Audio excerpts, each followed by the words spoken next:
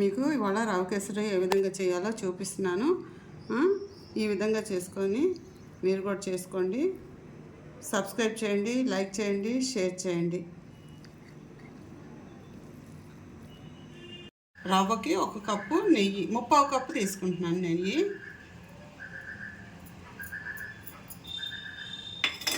నెయ్యి బాగా కాగాక మనం డ్రై ఫ్రూట్స్ అన్నీ వేపుకుందాము.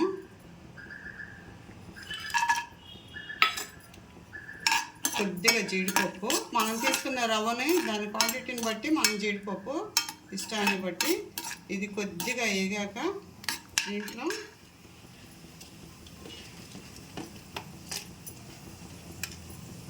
కిస్మిస్ కూడా వేసుకోవాలి. ఇది తక్కువ మంటతోటి వేపుకోవాలి. ఈ దోరగా వేగాక ఒక గిన్నెలోకి తీసేసుకుందాము.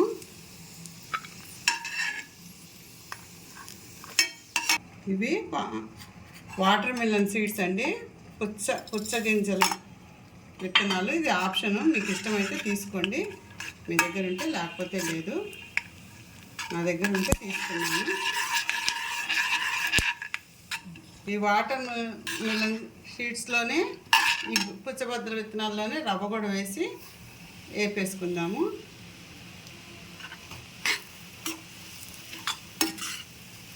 ఇది కూడా తక్కువ మంట మీద, మీడియం ఫ్లేమ్ మీద వేపుకోవాలండి. కొంచెం రంగు మారే వరకు బాగా వేపుకోవాలి.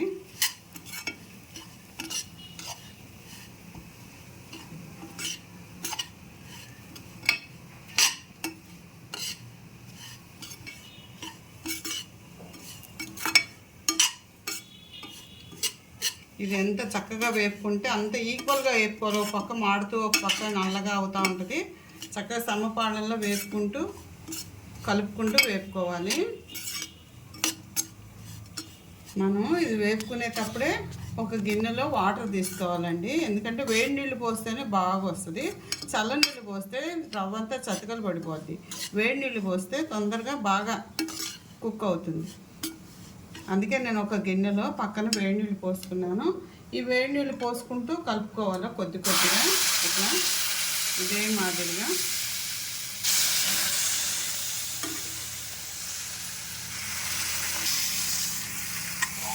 ఉండలు లేకుండా ఇట్లా కలుపుకుంటూ ఉండాలా, కలుపుకుంటూ పోసుకోవాలా.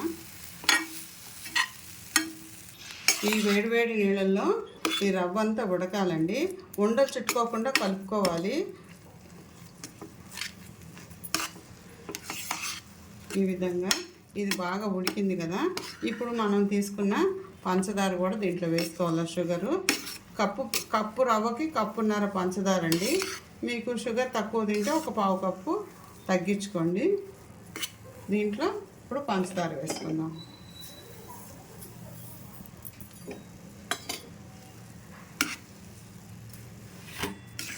గుర్తుపెట్టుకోండి, 1 కప్పు రవ్వకి 1.5 కప్పు పంచదార అండి.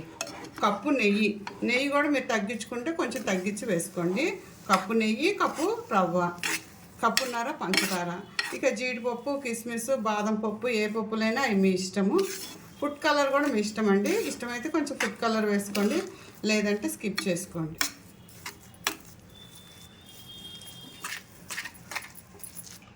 దీంట్లో కొంచెం అండి ఫుడ్ కలర్ వేయకూడదు, కానీ అది వేస్తేనే పిల్లలకి కలర్ఫుల్గా ఉంటే ఇష్టంగా తింటారు. ఈ ఫుడ్ కలర్ వేసి కూడా మనం బాగా కలిసేటట్టు కలుపుకోవాలి. ఇలా ఈ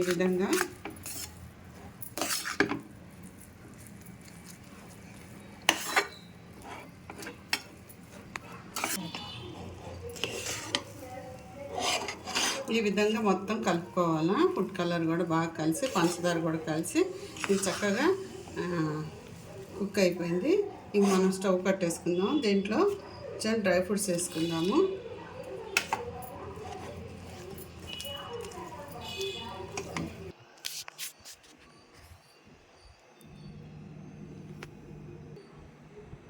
రవ్వ కేసరి అయిపోయింది.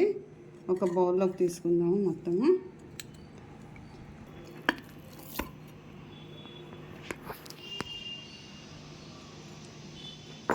ఇదంతా ఒక బౌల్లో తీసుకున్నాము రవ్వ కేసరి. మీరు కూడా ఈ రవ్వ కేసరి ఈ విధంగా చేసుకొని కామెంట్స్ రూపంలో మాకు తెలియపరచండి. షేర్ చేయండి, లైక్ చేయండి. మొదటిసారి చూస్తే సబ్స్క్రైబ్ చేయండి.